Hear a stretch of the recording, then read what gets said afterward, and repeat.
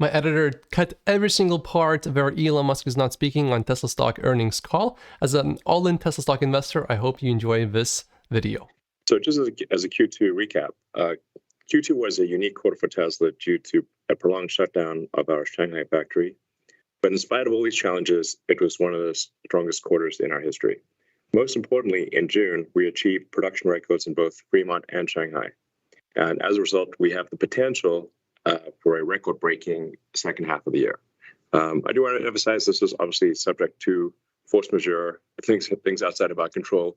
The past few years have been quite a few force majeures, and it's been kind of supply chain hell for several years. Credit to our awesome Tesla supply chain team for overcoming insanely difficult challenges, and huge thanks to the Tesla Shanghai factory team who sacrificed a lot to get the factory back up and running in June and achieve a record output.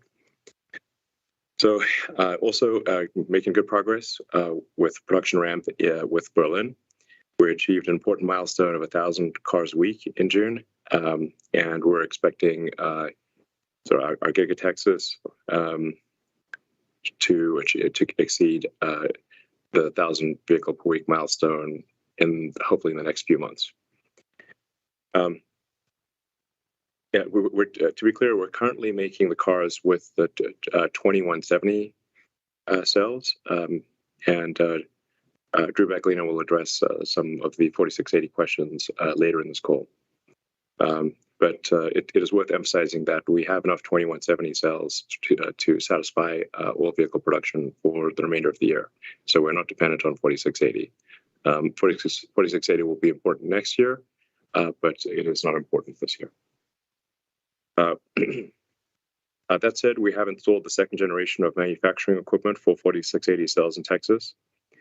And even at our established factories like Fremont and Shanghai, we continue to expand capacity. Regarding Autopilot, we have now deployed FSD beta with city streets driving capability to over 100,000 owners. They're very happy with the capabilities of the system, and will continue to improve it every week. We've now driven over 35 million miles with FSD beta. That's more autonomous miles than any company we're aware of. I think probably it might be more than all other companies combined. And that mileage is growing exponentially. With regard to manufacturing and technology, about 5 or 6 years ago, we said we wanted to become the best manufacturer in the world, and that is somewhat counterintuitively to some people what will actually be, I think, our strongest competitive advantage. We're super pro manufacturing here at Tesla, and in general, we want to encourage other companies to be super pro manufacturing, and in general, I think it is a very important thing to do. We need to make stuff and make it efficiently, and that's manufacturing. So we've made a lot of advancements in manufacturing processes, as we now show in the shareholder deck. Thanks to the large castings, we make the world's largest castings. We reduced body welding robot count by 70% per unit of capacity in Austin and Berlin. So that's call it roughly a body shop that is roughly 3 times smaller than would normally be the case. And I should say it's also lighter, cheaper, and has superior noise, vibration, and harshness. So it's good on every level. But this journey is not over. We'll bring another level of simplicity and manufacturing improvements with Cybertruck, and future products that we're not quite ready to talk about now, but I think will be very exciting to unveil in the future. Our safety team also introduced a feature that tensions seatbelts if the vision system detects imminent collision, which has never been done before. So you can imagine that if you have a seatbelt that only tensions upon impact, you have very little time to tension the seatbelt. If you've got to be, the car has literally got to be crunching to trigger the seatbelt tensioner. But because we have vision, we can actually see that a collision is about to occur with 100% probability before it actually happens. And so we can tension the seatbelts, and we can even adjust the airbag deployment because we can see, not just feel. This is a fundamental safety advantage that Teslas are now able to offer. And then this is also an over-the-air update. So this is something that will be in place in all cars that have at least AP3 hardware. In conclusion, we exited Q2 with a stronger production rate than ever before. Our team continues to focus on Cybertruck production readiness and some future platform design. We are expecting to be still expecting to be in production with the Cybertruck in the middle of next year, and we're very, very excited about that product. I think it might actually be our best product ever. Let's see, and FSD beta is on track to be released for all of North American customers before the end of this year, and hopefully, if we get regulatory approval, we'll also be releasing it hopefully in Europe and some other parts of the world. We're hosting our AI Day in a few months. I think people will be amazed at what we're able to show off in AI Day. So basically, there's a tremendous amount to look forward to in the second half of this year. And I want to thank all of our employees and suppliers for their super hard work during these challenging times. Super appreciated. Thank you. Best Chinese EV manufacturer is Tesla China. We're actually doing the best thanks to our incredible team in China. But I have a lot of respect for the Chinese car manufacturers and EV manufacturers in particular. I think they will be a force to be reckoned with worldwide. They're smart and they're hardworking, and I think anyone who is not, any company that's not as competitive as them will obviously suffer a market share decline. So I would say we have a lot of respect for the car companies in China and then their capabilities. Yeah, this answer will be understood by 0.001% of the audience, I think. Most people don't know what a unified vector space would actually mean. It essentially would be if you can take if instead of knitting together static and dynamic objects in C++, if they can be knit together at the neural net level, then you don't need to reconcile them within C++ heuristics. That is an architecturally better way to that's the most desirable outcome.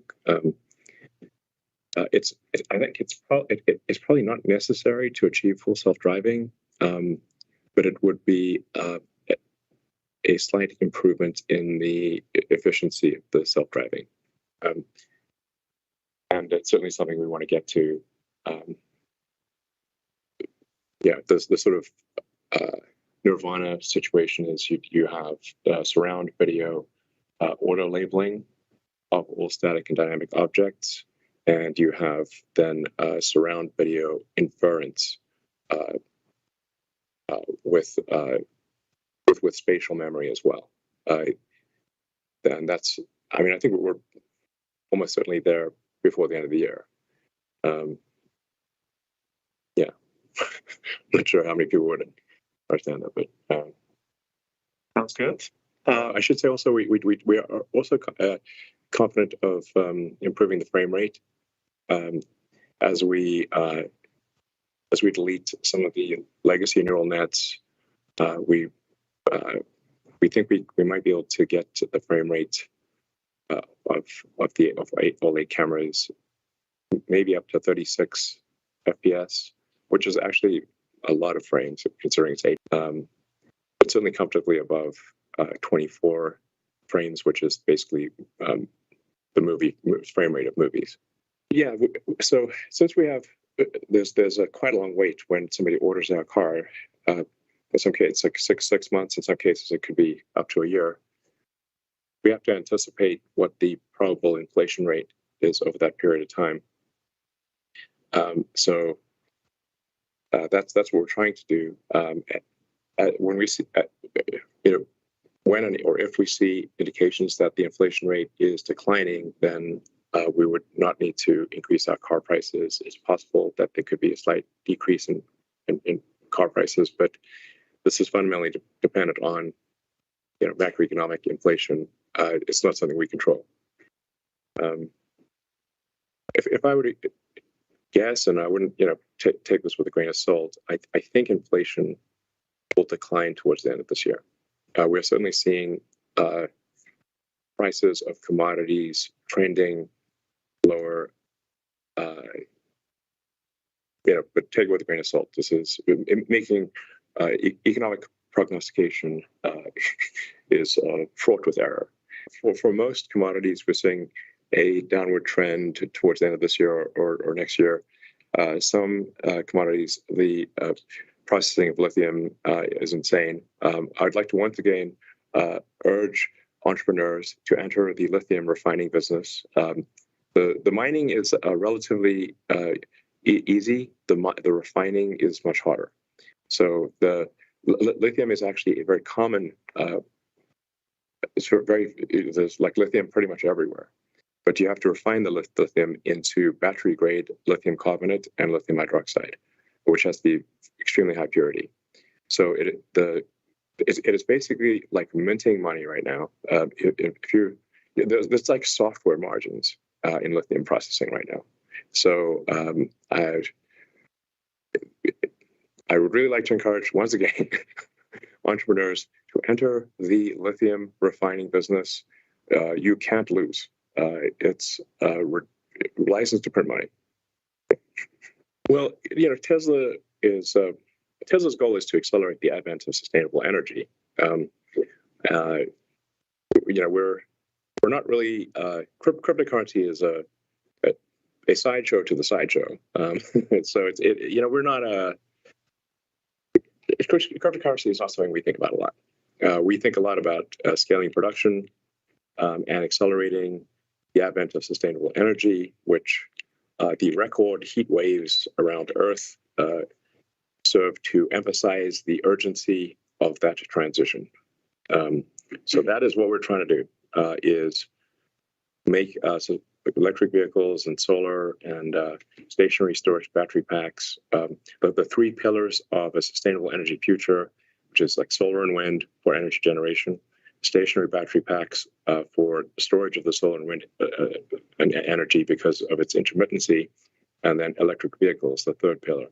And if those three things are solved, we have a sustainable future for civilization. And the fundamental good of Tesla, and the reason we're doing this, or certainly my primary motivation here, is to have the day of sustainable energy come sooner. That's our goal. We're neither here nor there on cryptocurrency. So structural pack, where we get dual use of the battery or the cells as structure and as energy storage, in the same way that an aircraft gets dual use of the wing as a fuel tank and as a wing, is, I think, unequivocally, from a physics standpoint, the superior architecture. So it's the A architecture. Now, because it is new, we'll start off getting, aspirationally a C within an A architecture. But the potential is there to get radically better and then unequivocally better than a battery pack, which is carried like a sack of potatoes. So exactly. So the structural pack, even the C in the A architecture, is beating the non-structural pack. And so over time, it will, with further refinement, be substantially superior to a car that is carrying a battery pack as though it is cargo. And this, like I said, it's very, very much very analogous to the early days of aviation, where fuel tanks were initially carried like cargo until they realized actually you should get dual use of the fuel tank as a wing and as a fuel tank, and that makes the planes lighter and better. And the same is true of electric vehicles. Yeah, I mean, but really, the two things that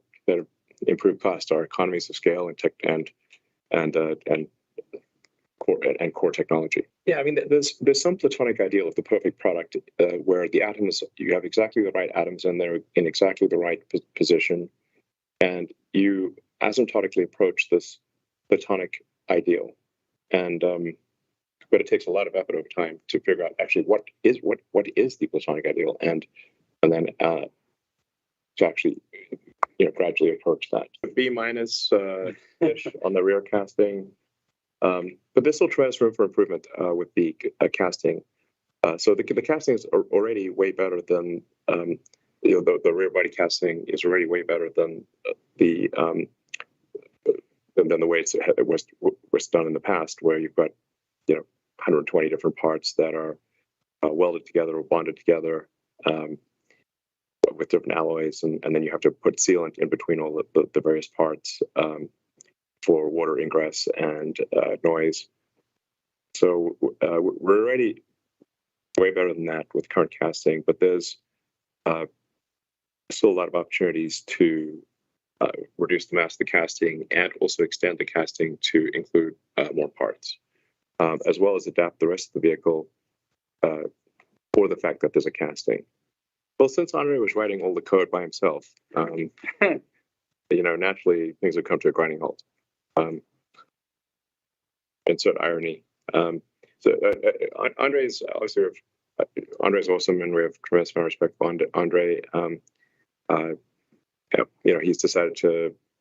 I think he wants to contribute more to, I think, core AI at an academic level, and get back to coding individually. So, but we've got a team of about 120 people in our software AI group that are extremely talented, and I think we will I'm highly confident we will solve full self-driving, and it still seems to be this year. I know people are like, always says that, but it does seem to be like it does seem as though we're converging on solving full self-driving this year. We're hoping to start luring them in the middle of next year. Yeah, maybe another way of putting it is that our focus right now is on basically dozens of little issues that inhibit the production ramp of the 4680. Some of the more challenging ones have been feeding the anode and cathode material, because we were using this revolutionary dry electrode process. But when something's revolutionary, it's a lot of unknowns that have to be resolved. So we're confident of resolving those unknowns, but it's very, very difficult. We're making rapid progress on that front. So the first order of business is really get the basics right, get to high volume and high reliability, and then very rapidly iterate within that to enhance the energy density and reduce the cost of the cell. Yeah, totally agree. Yeah. Okay, thanks. I'd say we are highly confident of a good outcome. It's the exact counterpoint of that is perhaps it is of some debate, but the outcome is not. But I should also emphasize that it is not as though Tesla intends to displace our suppliers of battery cells. The Tesla battery cell production is in addition to what our suppliers can do, and we want our suppliers to grow their battery output as fast as they possibly can, and that goes for the entire supply chain. The fundamental rate limiter for Earth transitioning to sustainable energy is how fast can you grow lithium-ion battery output per year. This is the fundamental rate limiter for Earth transitioning to sustainability, because you need the batteries for two of the pillars of sustainability: the stationary storage and for vehicles. People often ask me if is some breakthrough needed in battery technology for the world to transition to sustainability. The answer is no. Even if there was zero technology breakthroughs, literally zero, from where the technology is right now, we could fully transition Earth to sustainable energy. The issue is very much the rate at which the entire supply chain, from mining to refining to cell production, how fast can that grow? It's growing fast, but the faster it grows, the faster we transition to a sustainable energy economy. Well, I think it's very difficult to predict anything 10 years from now. I hope civilization is still around, frankly. I would count that as a win. Hopefully, we haven't had World War III by then. We do see constraints in refining of the materials necessary for lithium-ion batteries. I do want to emphasize it is not due to a scarcity of the raw material. In the case of lithium is one of the most common elements on Earth. It's pretty much everywhere. But refining of the lithium into ultra-high purity battery-grade lithium hydroxide and lithium carbonate is quite difficult and requires a massive amount of machinery, and it's a hard thing to scale. As well, it is also difficult to create the anode and cathode. I think my guess is maybe 2/3 of batteries will be iron phosphate, or maybe iron phosphate with some manganese. And there's a ridiculous amount of iron on Earth. In fact, Earth is a little bit of trivia. Someone says, what is Earth made of more than anything else? Iron. Iron is the number one ingredient of Earth by mass. Number two is oxygen. We're a rust wall. That's almost 2/3 of Earth, I think, is rust. We are like a rusty ball bearing, with a little bit of other stuff. But plenty of lithium. So anyway, there's not like a shortage of materials. There's no fundamental barrier here. It's simply a rate question. Like at what rate can you scale production? Yeah. And I think we're seeing a very rapid increase in battery production, and in the whole supply chain. If you were to say today, what are concerns? A few years down the road, I would say one of the concerns is the machinery to refine the critical ingredients of lithium-ion cells. So the lithium itself, and then the cathode, which I said, will be mostly iron phosphate, perhaps with some manganese. I think almost all stationary storage will be iron phosphate, and then you'd really just need nickel chemistry for long-range vehicles and like aircraft and that kind of thing. Yeah, I mean, if our suppliers don't solve these problems, then we will. Yeah. Well, right now our problem is very much production. So we have long leads on, as anyone can tell if they order our car. I think you order a Model Y, it will arrive sometime next year. So this is clearly not an issue for many months for us. Our problem is overwhelmingly that of production. Yeah, and I think it's maybe just once again worth mentioning that there is a difference between value for money and fundamental affordability. Because sometimes people say, well, if you got all this demand, why don't you just raise the price to some, double the price or something? And this is usually expressed by somebody who's rich. But there's, even if you rail value for money to infinity, if consumers do not have enough money to buy it, even a product where the desirability is railed to infinity, they simply cannot buy it. So this is why you cannot just raise prices to some arbitrarily high level, because you pass the affordability boundary and then the demand falls off a cliff. So I do feel like we've raised our prices, or we've raised our prices quite a few times. They're frankly at embarrassing levels. But we've also had a lot of supply chain and production shocks, and we've got crazy inflation. So,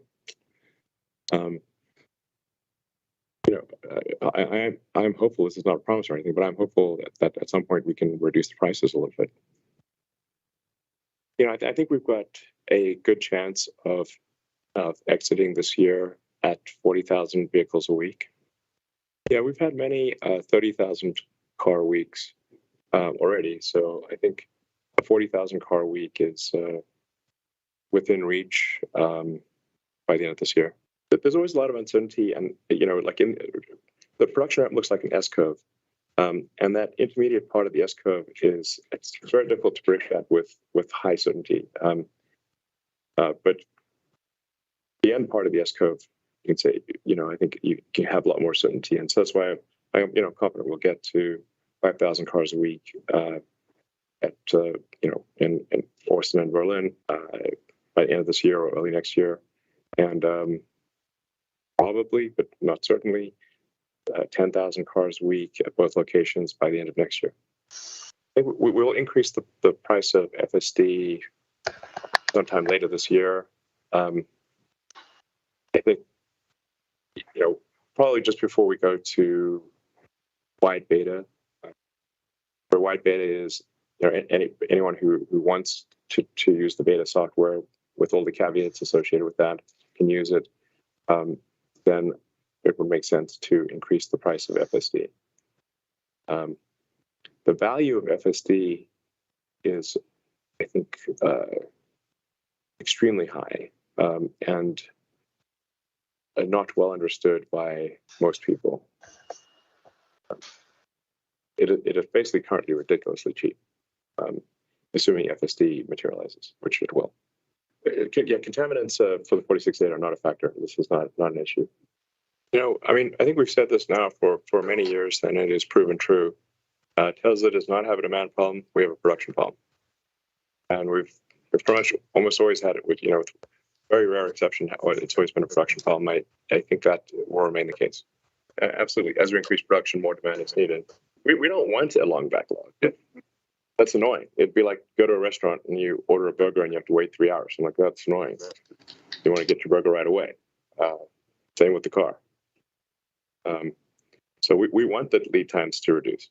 We don't have like because we see daily orders from around the world for our cars. It's actually it is like a mood barometer of people's confidence in the economy. But one can't read too much into it because things can vary a great deal from one day to the next. Consumer sentiment is all over the map. So it's manic. I was manic depressive, frankly.